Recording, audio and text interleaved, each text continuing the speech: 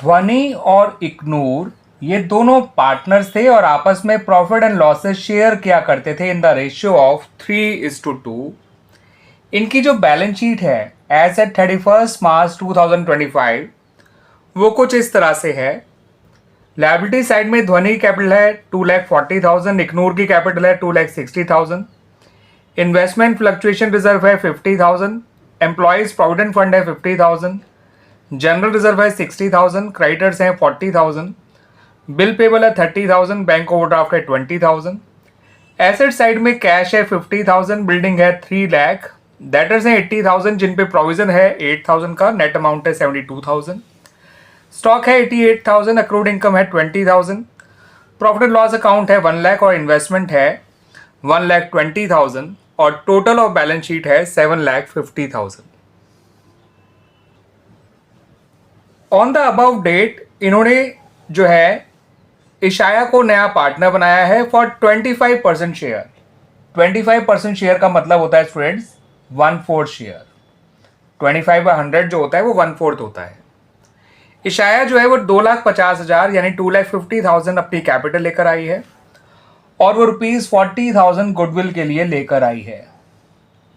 यहां पर हमें यह भी बताया हुआ है स्टूडेंट्स कि पूरे फर्म की गुडविल जो है वो ₹2 लाख है। इस बात का ध्यान रखिएगा, पूरे फर्म की गुडविल जो वैल्यू करी गई है वो ₹2 लाख है और उसका हिस्सा 1/4 है। ठीक है स्टूडेंट्स, और वो गुडविल लेकर आई है 40,000, कैपिटल लेकर आई है 2,50,000। फिर आपको और भी बातें बताई हुई हैं। आपको बताया गया है कि जो बैड डेट्स हैं वो 5,000 है और प्रोविजन फॉर डाउटफुल डेट्स आपको एग्जिस्टिंग रेट पे ही आगे क्रिएट करना है, यानी जो रेट पहले था प्रोविजन फॉर डाउटफुल डेट्स का डेटर्स पे, क्योंकि आपको प्रोविजन फॉर डाउटफुल डेट्स पहले से दे रखे हैं बैलेंस शीट में, ठीक है, उसी रेट से आपको मेंटेन करना है जितना रेट पहले से था। फिर ये कहा गया कि इन्वेस्टमेंट्स की जो वैल्यू है वो ₹1 लाख है, पहले वो वैल्यू 1,20,000 थी, ये भी ध्यान रखिएगा। अक्रूड इनकम से जो पैसा रिकवर हो पाया वो केवल 14,500 ही हो पाया, जबकि अक्रूड इनकम जो थे वो 20,000 थे जो आपको एसेट साइड में शो कर रखा था। ठीक है, अब ये सेटलमेंट भी हो गया तो अब उनसे और कोई पैसा हमें मिलना नहीं है। बिल्डिंग के बारे में कहा गया कि जो वैल्यू बिल्डिंग की बैलेंस शीट में शो की हुई है वो 20% ओवर वैल्यूड है, 20% ज़्यादा शो की हुई है अपनी करेक्ट वैल्यू से। ठीक है स्टूडेंट्स, आखिरी पॉइंट में कहा गया है कि जो ध्वनि और इग्नूर हैं उनकी कैपिटल्स को आपको एडजस्ट करना है on the basis of Ishaya's capital contribution, यानी कि इशाया की कैपिटल को बेस मान के आपको पहले total capital of the new firm निकालनी होगी और फिर इस total capital of the new firm को आपको इन सभी पार्टनर्स के नए प्रॉफिट शेयरिंग रेशियो में बांटना होगा। ठीक है, इस तरह से हम ध्वनि और इग्नूर की कैपिटल को एडजस्ट करेंगे in their new ratio taking Ishaya's capital as base, और जो भी एडजस्टमेंट किया जाएगा वो करंट अकाउंट के थ्रू किया जाएगा। ठीक है, कैपिटल अकाउंट में जो भी कम ज़्यादा होगा वो इनके करंट अकाउंट में ट्रांसफर कर दिया जाएगा। आपसे यहाँ पे केवल 2 ही चीज़ें मांगी गई हैं स्टूडेंट्स। आपसे एक मांगा गया है रिवॉल्यूशन अकाउंट और दूसरा आपसे मांगा गया है पार्टनर्स कैपिटल अकाउंट्स। ठीक है स्टूडेंट्स, इन दोनों चीज़ों को बनाने से पहले, दोनों अकाउंट्स को बनाने से पहले स्टूडेंट्स आइए कुछ वर्किंग समझ लीजिए जो बहुत ज़रूरी है इन दोनों अकाउंट्स को बनाने से पहले। तो स्टूडेंट्स पहले तो यही जान लीजिए कि existing rate of provision for doubtful dates है कितना। ठीक है, क्योंकि आपसे कहा गया है कि प्रोविजन फॉर डाउटफुल डेट्स को एग्जिस्टिंग रेट पे मेंटेन किया जाएगा। तो एग्जिस्टिंग रेट ऐसे निकालिए, जितना प्रोविजन फॉर डाउटफुल डेट्स दे रखा है बैलेंस शीट में उसको ऊपर रखिए, जितने डेटर्स दे रखे हैं बैलेंस शीट में उनको नीचे रखिए, इंटू 100 कर दीजिए, ये रेट निकल के आ गया 10%। ठीक है, अब आप जो है नया प्रोविजन फॉर डाउटफुल डेट्स निकाल सकते हैं जो आपको मेंटेन करना है। इसको निकालने के लिए डेटर्स के ओरिजिनल अमाउंट जो कि 80,000 है उसमें से बैड डेट्स को माइनस करिए। याद रखिएगा नया प्रोविजन ऐसे ही निकाला जाता है, डेटर में से बैड डेट्स के अमाउंट को माइनस किया जाता है, ठीक है, into rate of new provision किया जाता है। नया प्रोविजन कैलकुलेट करने के लिए आपको पुराने प्रोविजन का कोई रोल नहीं होता है, सिंपली डेटर में से बैड डेट्स माइनस करिए, into rate of new provision कर दीजिए, ये निकल कर आएगा ₹7,500। अब स्टूडेंट्स ये बैड डेट से रिलेटेड एंट्रीज मांगी नहीं है, बैड डेट्स और प्रोविजन फॉर डाउटफुल डेट से रिलेटेड, लेकिन मैं आपको ये एंट्रीज बना के दिखा रहा हूं फॉर बेटर अंडरस्टैंडिंग। ठीक है स्टूडेंट्स, तो जो सबसे पहली एंट्री है बैड डेट्स की वो कुछ इस तरह से बनाई जाती है। आप लिखेंगे bad debts account debit to debtors account. ठीक है स्टूडेंट्स, ये डेटर्स जो है जो बैड प्रूव हुए थे ये उसकी एंट्री है। ये एंट्री बनेगी विद ₹5000। अब स्टूडेंट्स ये बैड डेट्स हुए हैं 5000 और जो प्रोविजन फॉर डाउटफुल डेट्स हमने पहले से बना रखा था वो था ₹8000। इसका मतलब ये होता है कि ये जो बैड डेट्स हुए हैं ये हमारे पुराने प्रोविजन से ही आराम से कवर किए जा सकते हैं। ठीक है, उनसे ख़त्म किए जा सकते हैं इन बैड डेट्स को, उसमें डाल के रिवोल्यूशन अकाउंट में डालने की जरूरत नहीं पड़ेगी इस बैड डेट्स को। अगर हमारे पास पहले से ही पुराना प्रोविजन नहीं बना हुआ होता तो ये बैड डेट्स पक्का रिवोल्यूशन अकाउंट में जाता। तो इसको provision for doubtful debts account में डाल के क्लोज करने की एंट्री बनेगी provision for doubtful debts account debit. और याद रखिएगा ये मैं ओल्ड वाले का अमाउंट यूज़ कर रहा हूँ, मगर पूरा नहीं है, तो वो 8000, लेकिन ज़रूरत है केवल 5000 की, क्योंकि बैड डेट्स केवल 5000 हुए हैं।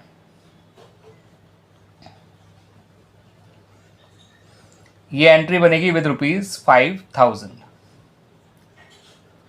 अब ये समझिए कि जो पुराने प्रोविजन है वो थे तो 8000, उसमें से 5000 तो बैड डेट्स खत्म करने में यूज हो गए, अभी भी बचे हुए हैं वो 3000। और जो प्रोविजन फॉर डाउटफुल डेट्स आपको आगे के लिए चाहिए वो है 7500, है ना स्टूडेंट्स। तो इसका मतलब ये हुआ कि भी आपको प्रोविजन फॉर डाउटफुल डेट्स और बढ़ाना है बाय ₹4500। ठीक है, क्योंकि प्रोविजन फॉर डाउटफुल डेट्स 5000 खत्म हो चुके हैं, अब वो सिर्फ 3000 बचे हैं और हमें आगे के लिए जो मेंटेन करना है वो 7500 है। तो इनका जो डिफरेंस है उसे आप रिवोल्यूशन अकाउंट में डालेंगे। तो आप रिवोल्यूशन अकाउंट में डेबिट करेंगे ₹4500 को to provision for doubtful debts account. आप ये पूरा नाम लिखिएगा स्टूडेंट्स। जब आप अपना रिवोल्यूशन अकाउंट बनाएंगे तो उसकी डेबिट साइड में प्रोविजन फॉर डाउटफुल डेट्स लिख दीजिएगा ₹4500। ये दोनों एंट्रीज रिवोल्यूशन अकाउंट में नहीं जाएंगी, रिवोल्यूशन अकाउंट में जाएगा केवल ₹4500। स्टूडेंट्स बिल्डिंग की करेक्ट वैल्यू क्या है ये जान लीजिए, क्योंकि आपको बता रखा है कि बिल्डिंग ओवर वैल्यूड है बाय 20%। तो जो भी बिल्डिंग की वैल्यू आपको गिवन है इन द बैलेंस शीट उसको मल्टीप्लाई करिए 100 से और डिवाइड करिए 100 प्लस ओवर वैल्यूड परसेंटेज से, और वो 20% ओवर वैल्यूड है तो 100 प्लस 20 से आप उसको डिवाइड करेंगे। ये निकल कर आएगा 3 lakh into 100 divide by 120, solve करेंगे तो ये आएगा 2,50,000। इसका मतलब कि आपको बिल्डिंग को 50,000 रिड्यूस करना है। इसकी जर्नल एंट्री तो बनेगी revaluation account debit to building account, लेकिन मैं एंट्री बना नहीं रहा हूँ, आप समझ लीजिए इस एंट्री को, एक नॉर्मल एंट्री है ये। और ये बिल्डिंग की वैल्यू रिवोल्यूशन अकाउंट के डेबिट साइड में लिखी जाएगी ₹50,000। अक्रूड इनकम थे 20,000, उनसे अमाउंट जो रिकवर हुआ है वो केवल हुआ है ₹14,500। तो ये 15,500 जो है ये कम रिकवर हो पाए हैं। ठीक है, तो जितने कम ये रिकवर हो पाए हैं उतना ही आपका रिवोल्यूशन का लॉस है। ठीक है, वैसे इसकी जनरल एंट्री बनती cash account debit revaluation account debit to accrued income. Cash में आएगा 14,500 जितना मिला, रिवोल्यूशन में आएगा 5,500 जितना नहीं मिला, और टू अक्रूड इनकम। तो कुल मिला के रिवोल्यूशन अकाउंट में जो पोस्ट किया जाएगा वो किया जाएगा ₹5500। चलिए मैं एंट्री बना ही देता हूँ। जितना पैसा रिकवर हुआ इससे वो कैश अकाउंट में, क्योंकि अगर आपसे कोई एंट्री मांग ले तो यू शुड नो कि एंट्री कैसे बनाई जाएगी।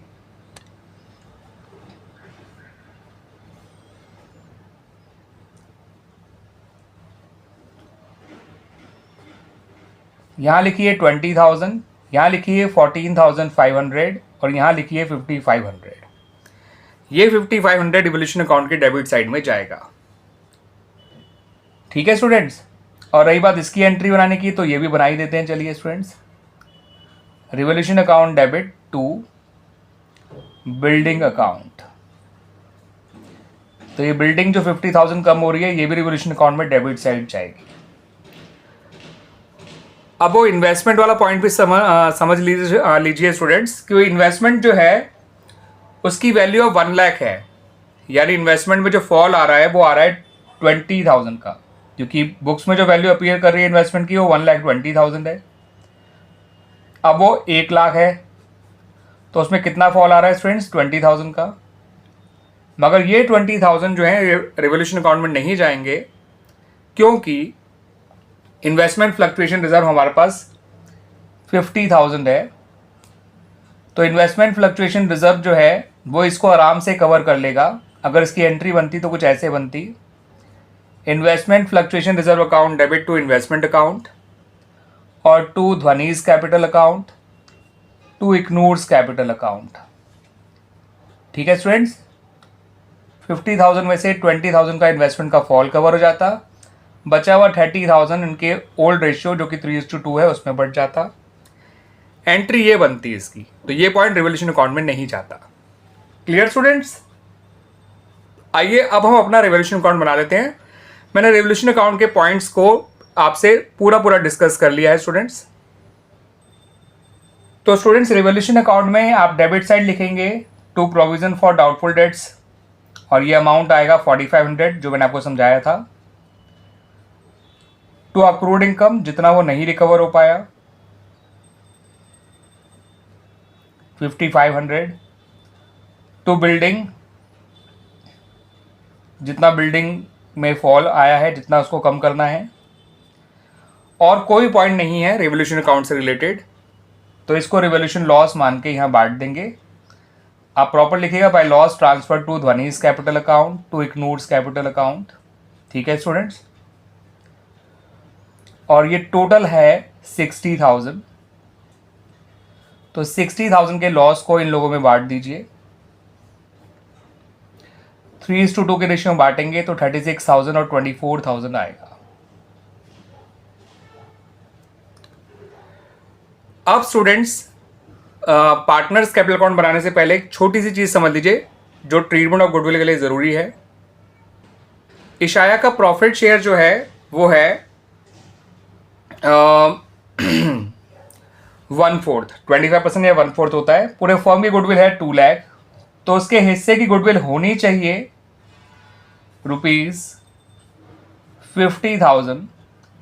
लेकिन आपने स्टूडेंट्स खुद उसमें रीड करा है कि वो सिर्फ 40,000 अपनी गुडविल लेकर आई है। तो वो कितनी गुडविल नहीं लेकर आई है वो समझ लीजिए। उसे लानी थी 50,000 एज गुडविल, लेकिन वो लाई है केवल 40,000 एज गुडविल। तो जितना पैसा नहीं लेकर आई है एज गुडविल वो है 10,000। ठीक है स्टूडेंट्स? ये पैसा जो है उसके करंट अकाउंट से लेकर हम सेक्रीफाइसिंग पार्टनर्स को देंगे, यानी ध्वनि और इग्नूर को, उनके सेक्रीफाइसिंग रेशियो में।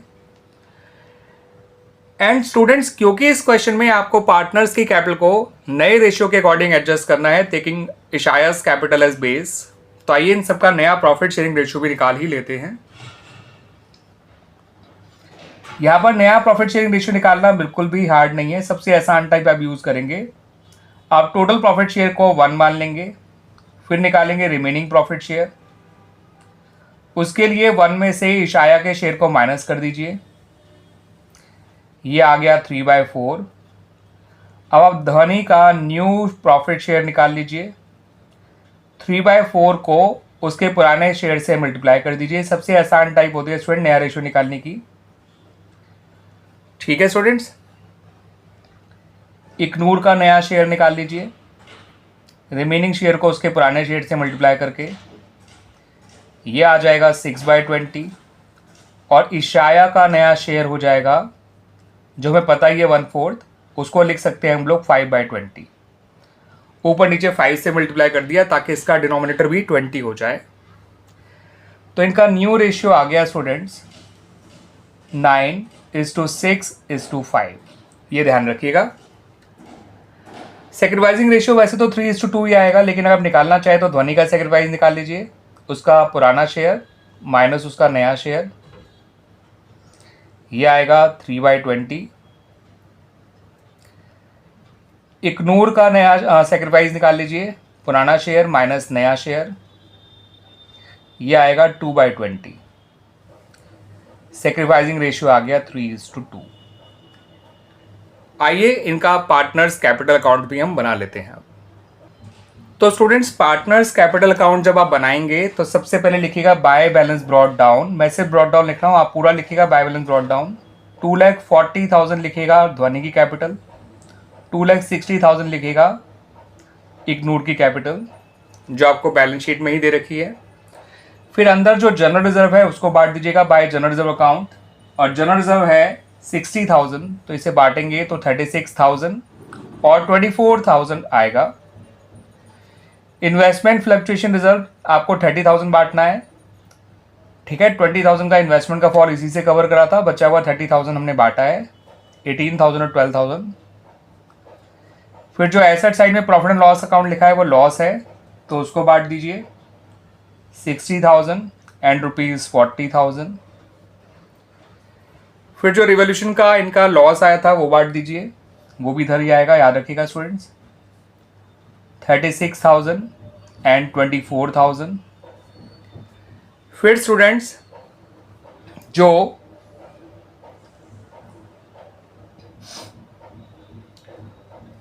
नया पार्टनर कैपिटल लेकर आया है, यानी इशाया जो कैपिटल लेकर आई है उसको लिखिएगा बाय कैश अकाउंट, और वो कैपिटल लाई है 2,50,000।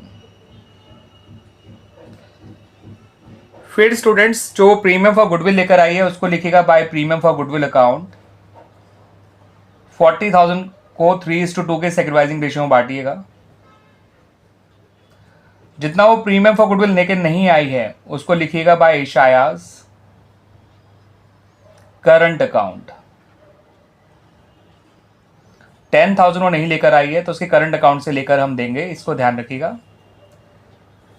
ये सिर्फ इनके कैपिटल अकाउंट में क्रेडिट साइड आएगा, इसके कैपिटल अकाउंट में डेबिट साइड नहीं आएगा क्योंकि ये अपने करंट अकाउंट से वो पैसा दे रही है, दैट्स वाई, ठीक है।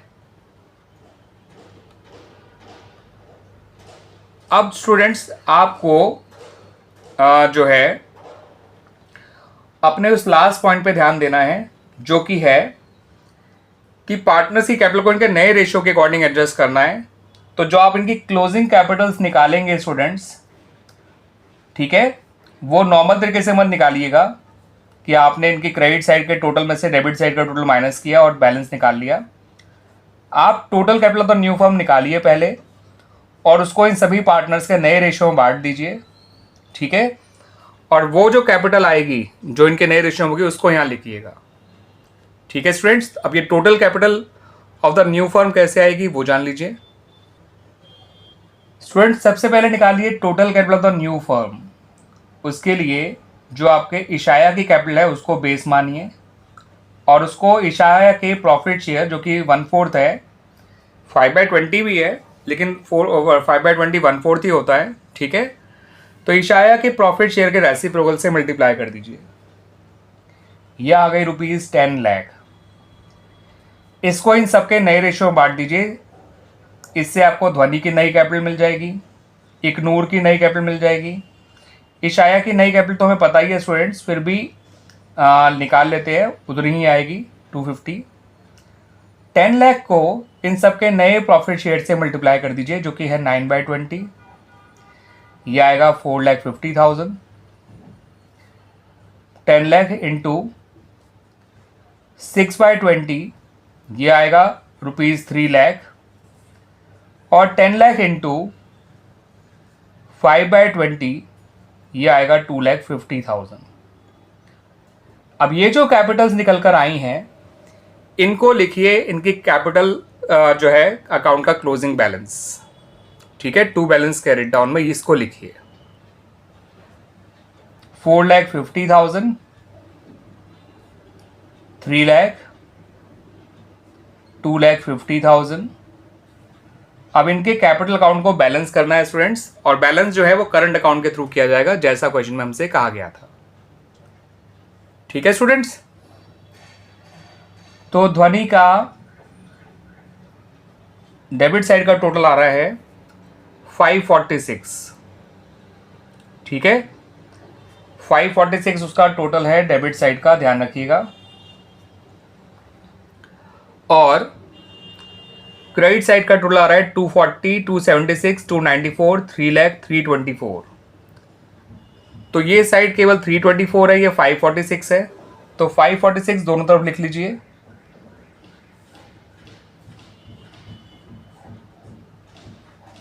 अब 5,46,000 में से 3,24,000 माइनस करिए और लिखिए बाय ध्वनीज करंट अकाउंट। ठीक है स्टूडेंट, उसकी क्रेडिट साइड छोटी है और कितनी छोटी है, 546 में से जब आप 324 माइनस करेंगे तो ये आएगा 2,22,000। इसी तरह से इग्नोर को बैलेंस करते हैं। ठीक है स्टूडेंट्स, ये आ रहा है 340 और 364।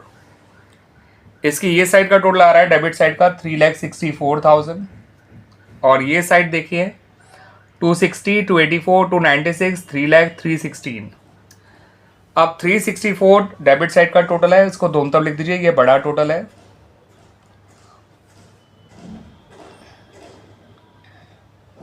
इसमें से 3,16,000 माइनस करेंगे तो आएगा बाय इग्नोर्स करंट अकाउंट। आप पूरा पूरा नाम लिखिएगा स्टूडेंट्स।